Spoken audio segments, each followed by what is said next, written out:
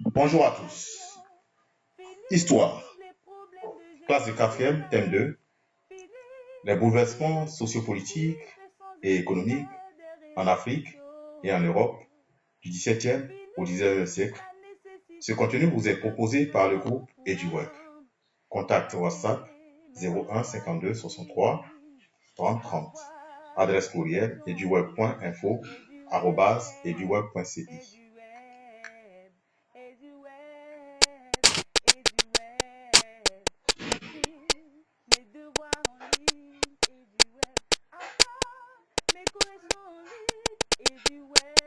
Leçon 3. La révolution industrielle au XVIIIe et au XIXe siècle en Europe. Alors, cette leçon va s'articuler autour de la situation suivante.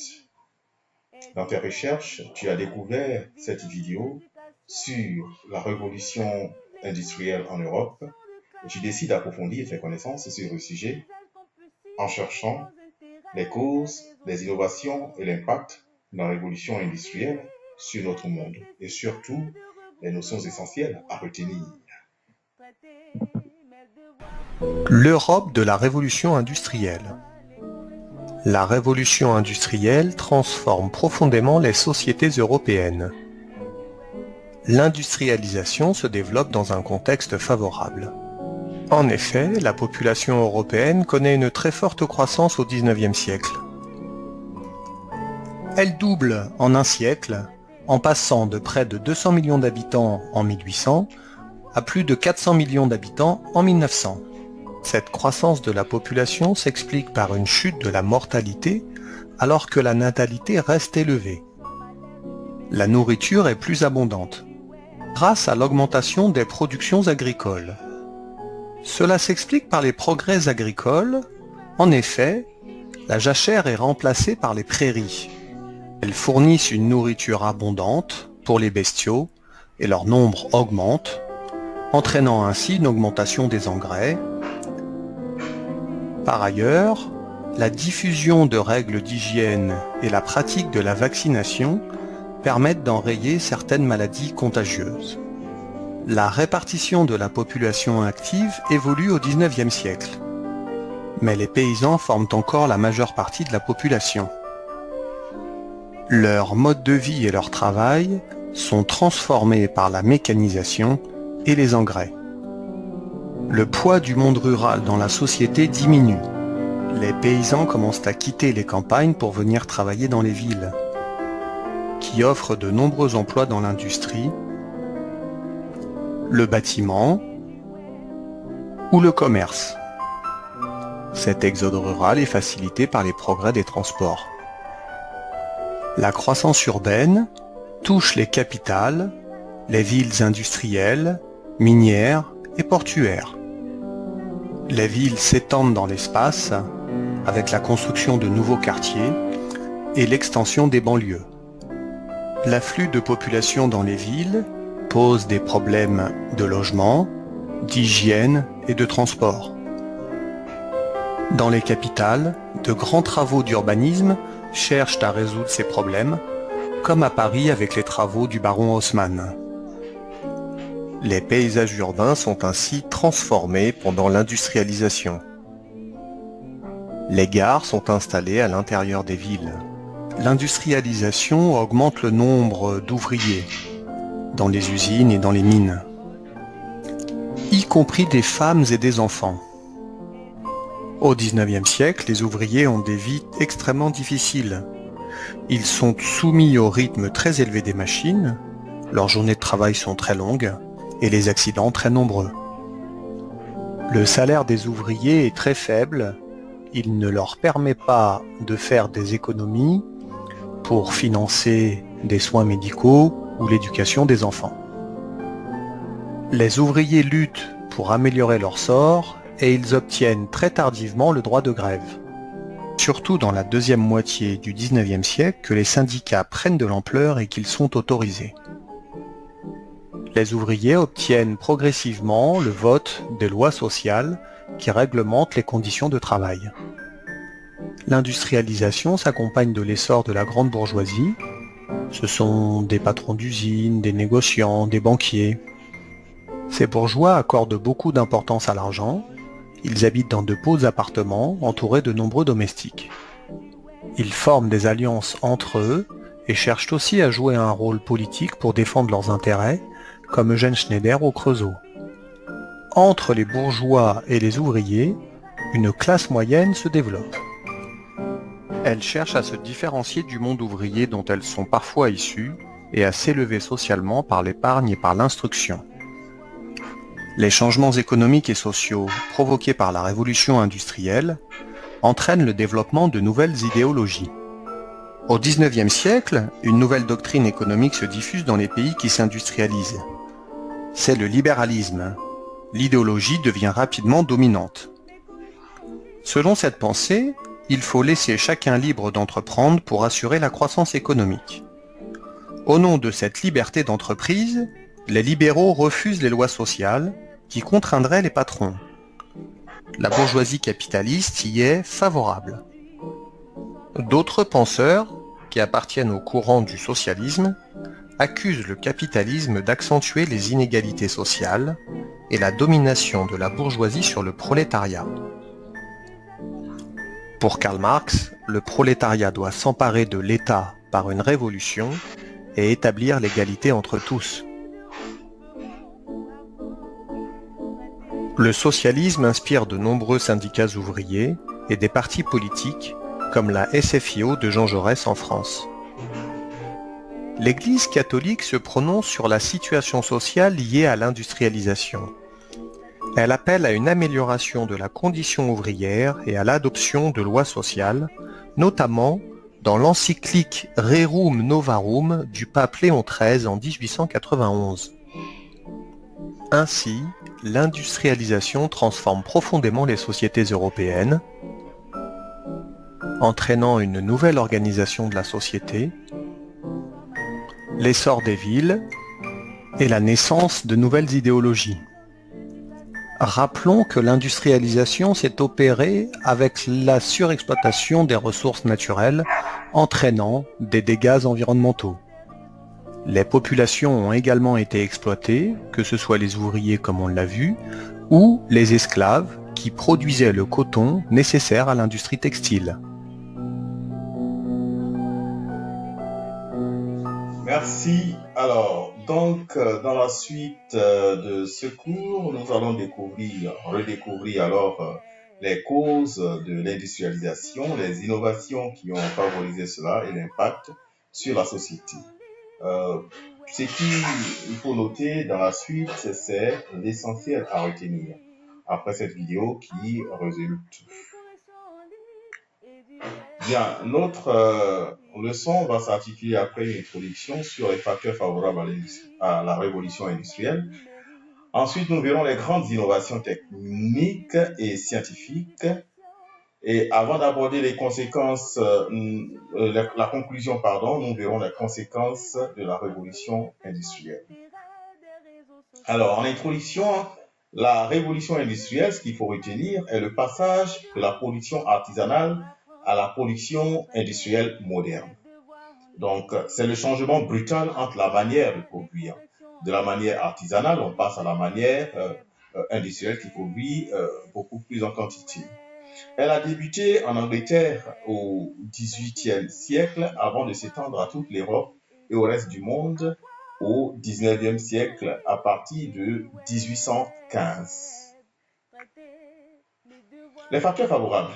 Il y a la croissance démographique avec l'augmentation de la population européenne au XVIIIe siècle et au XIXe siècle, dû au progrès de la médecine, la vaccination et autres, comme nous l'avons vu dans la vidéo précédente. Cette augmentation de la population donc va créer une main-d'œuvre abondante, donc ce qui va alimenter davantage les industries et un cycle qui se nourrit soi-même. En même temps que la population augmente, donc la main-d'œuvre est abondante et cette population, il faut la nourrir, donc il faut produire davantage. Donc on a donc un marché de consommation pour tous les produits industriels. Aussi, la population nombreuse, donc, comme on l'a dit, oblige la société à trouver des moyens plus modernes pour répondre à leurs besoins. Donc, tout ça, ça provoque, ça suscite de la recherche, des inventions, etc., pour répondre aux besoins des populations de plus en plus nombreuses. Les facteurs économiques. Alors, avec l'apport des capitaux accumulés, n'est-ce pas, par les Européens grâce au commerce extérieur, tels que les commerces transatlantiques, Rome, canne à sucre, armes à feu, Rome venant des Amériques, du fait du travail des esclaves, etc. Et qui, la production d'armes à feu et de gadgets, des miroirs et celles qui viennent en Afrique pour l'achat des esclaves, ainsi de suite, ces esclaves qui sont acheminés en Amérique. Donc le commerce triangulaire et tout ça a nécessité, n'est-ce pas, pour faire fonctionner tout ça, à soutenir la révolution industrielle. Donc ces capitaux vont permettre de financer dans toute l'activité industrielle. Alors les facteurs techniques. Avec la découverte, la houille, la découverte du charbon qui va servir de combustible et la machine, les machines qui sont, au lieu d'être en bois maintenant, sont en fer, donc qui s'usent moins vite, pardon, et les métiers du textile. Tous ces trois facteurs techniques vont impulser, soutenir la révolution industrielle. Les facteurs techniques, alors le haut fourneau, la houille qui est là, le charbon, qui, n'est-ce pas, avec le fer, vont servir à fabriquer, n'est-ce pas, l'acier. Et donc, vous savez, pendant la révolution industrielle et même actuellement, beaucoup d'engins, beaucoup d'outils utilitaires sont en acier, voilà. Et donc déjà, là, ceci permet donc de fabriquer d'autres outils encore à partir de la houille. Bien, la navette volante, qui est un instrument essentiel dans la fabrication des tissus avec le tisserand, cette invention va booster la production de tissus, la production de vêtements, etc. Nous avons la machine à vapeur pour le transport.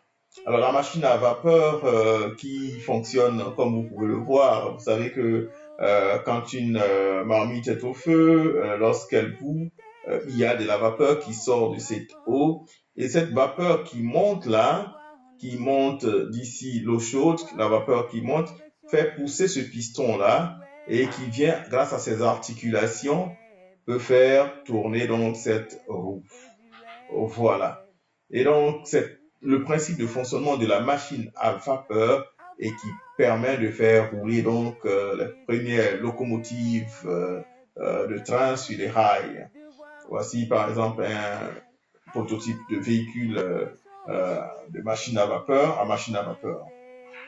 Bien, donc nous avons aussi la waterframe qui est une invention anglaise qui permet de remplacer l'énergie humaine dans le tissage des vêtements. Là, c'est l'énergie hydraulique des cours d'eau qui permet d'entraîner les rouets, n'est-ce pas?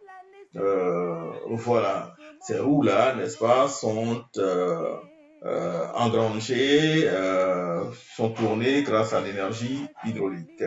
Et du coup, cela permet à la navette volante, n'est-ce pas, de fonctionner en toute autonomie, toute seule, sans forcément l'intervention d'une main humaine.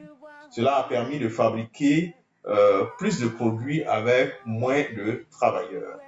La waterframe. Alors la houille, on le disait, la coque, le charbon fossilisé, n'est-ce pas, qui est une richesse minière qui a permis d'alimenter les machines à vapeur et de fabriquer aussi l'acier. Voilà, tous ces trois facteurs techniques ont boosté véritablement la révolution industrielle.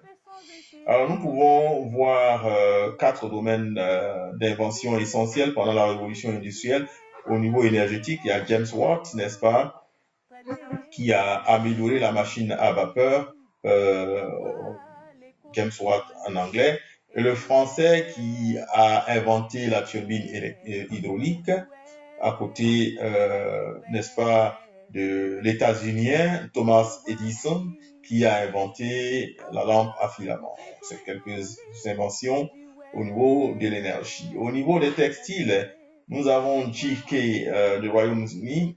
On a Royaume-Uni, ces trois exemples-là sortent du Royaume-Uni, Waterframe et le métier à tisser Cartwright.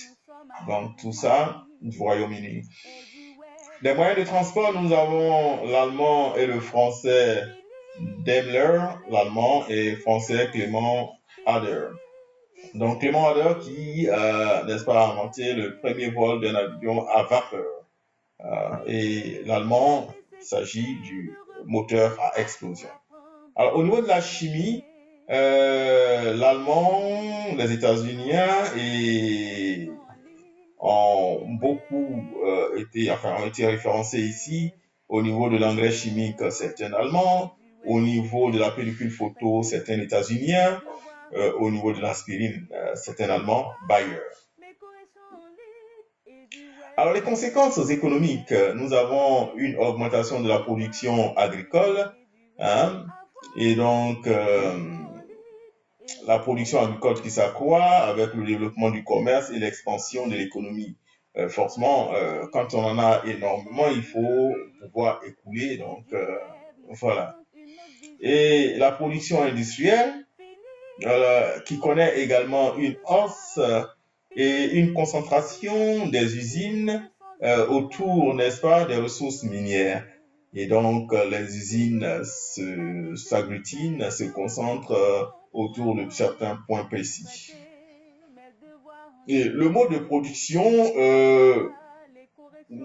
détecté là, il y a la standardisation où on produit en série les mêmes chantiers en grande quantité et donc qui fait baisser le prix et donc accessible à un plus grand nombre de personnes dans différentes couches sociales. Il y a aussi la taylorisation avec la répétitivité des gestes dans la fabrication. Alors, la recherche de nouveaux marchés sont autant d'impact au niveau de la production industrielle. Quand on produit énormément et que les marchés européens sont saturés, il faut chercher d'autres débouchés tels que dans les colonies, par exemple. Et la recherche d'autres produits pour alimenter les industries. Donc, autant on fait écouler les produits manufacturés, autant on va aussi à l'assaut des colonies, n'est-ce pas, pour trouver des ressources minières pour venir alimenter les industries. Et donc, ce qui fait que les industries se développent plus, n'est-ce pas, en Europe, et les colonies ne servent qu'à alimenter, qu'à être exploitées du point de vue ressources minières. Alors, au niveau des conséquences, on peut citer aussi la révolution des transports. Avec la révolution industrielle, nous avons l'utilisation de machines à vapeur, nous avons l'invention du chemin de fer et l'automobile, la voiture. Nous avons l'invention de l'avion et du bateau à vapeur. Tout ceci va booster, n'est-ce pas, le transport et permettre, n'est-ce pas, de joindre différents pays, de réduire les distances et favoriser la communication entre différentes régions, entre différents continents, etc. Et aussi pour favoriser le commerce intercontinental. Bien, les conséquences sociales, nous avons le développement des villes. Évidemment, avec l'augmentation de la population dans les campagnes, nous avons forcément une migration vers les villes industrielles où certains campagnards ou villageois, par curiosité ou par volonté de snobisme de découvrir les grandes villes, vont laisser tomber les travaux de campagne et aller chercher du boulot en ville. Et donc, voilà, donc tout ceci va favoriser la migration. Hélas, nous avons aussi une division de la société. Nous avons vu avec la traite négrière une division de la société en termes de racisme, n'est-ce pas, entre la race considérée supérieure et celle considérée supposée inférieure.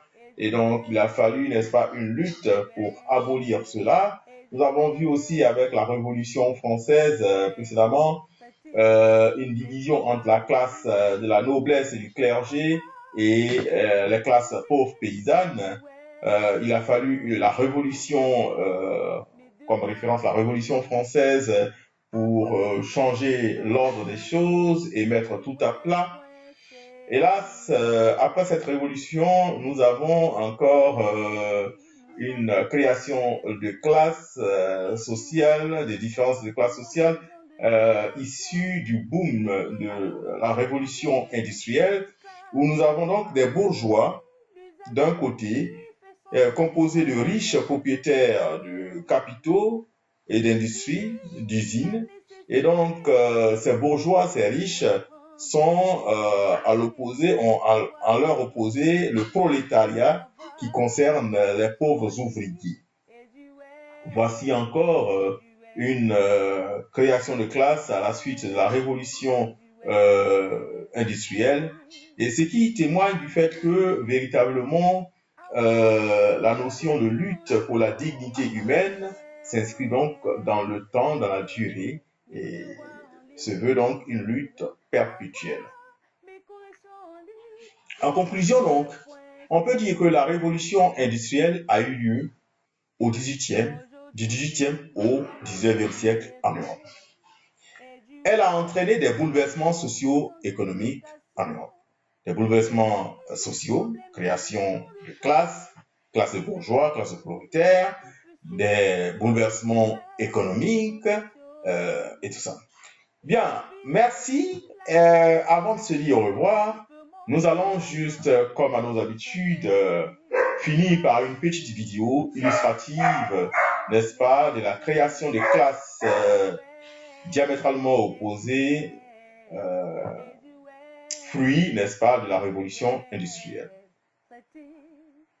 Merci pour votre attention pour cette vidéo.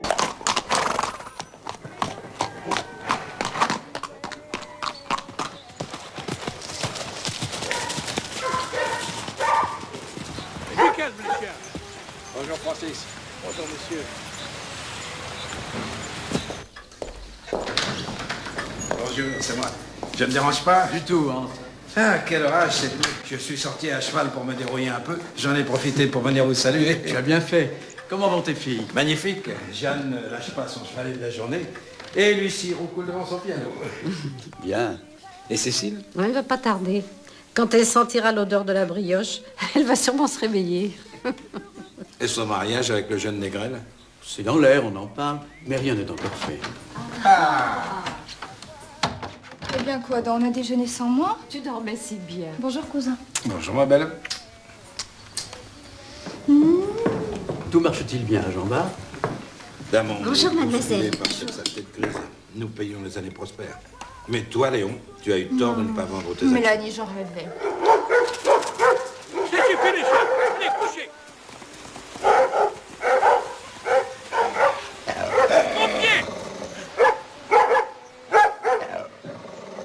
C'est encore cette femme avec ses 2 enfants qui revient.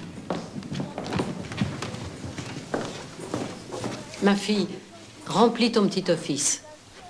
Honorine, va donc chercher le paquet dans l'armoire. Merci bien, mademoiselle. Vous êtes tous bien beaux. Les pauvres mignons. Sont-ils pas lots d'être allés au froid? Vous n'avez que ces 2-là? Oh, madame, j'en ai 7. 7 enfants? Mais pourquoi? Bon Dieu. C'est beaucoup. Vous travaillez depuis longtemps aux mines? Moi, je suis descendue jusqu'à 20 ans. J'ai arrêté quand j'ai accouché. La 2e fois, quand je me suis mariée. J'avais assez de besogne à la maison, mais du côté de mon mari, ils sont là-dedans depuis des éternités.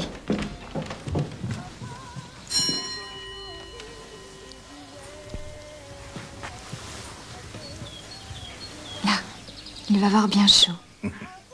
Les pauvres mignons. Merci beaucoup. C'est bien. Mais on est tellement à court. Si on avait une pièce de 100 sous seulement. Non, ça n'est pas dans nos habitudes, nous ne pouvons pas. La compagnie vous donne le loyer et le chauffage, bien sûr. Oui, madame, on nous donne le charbon. Et le loyer n'est que de 6 francs par mois. Ça n'a l'air de rien, mais souvent c'est dur à payer. Ce mois-ci, on n'a plus rien. Il faut faire des économies, ma bonne.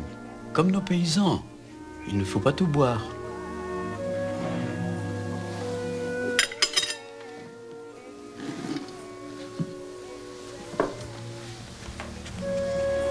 Tiens, mon mignon, tu partageras avec ta sœur.